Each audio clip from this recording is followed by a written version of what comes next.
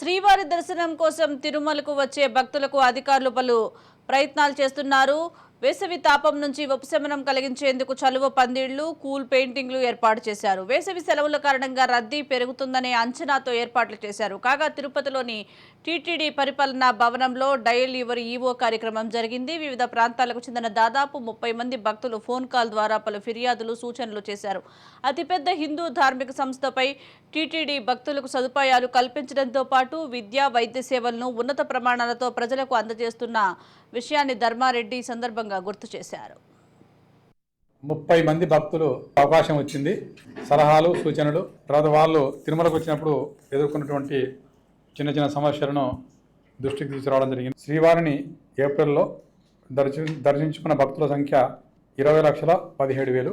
హుండీలో కానుకలు 101,63,00,000. శ్రీవారి భక్తులకు ఈ నెలలో 94,22,000 లడ్డు ప్రసాదాలు ఇవ్వడం జరిగింది. 39,73,000 మంది భక్తులు అన్నప్రసాద సత్రంలో అన్నప్రసాదాన్ని స్వీకరించారు.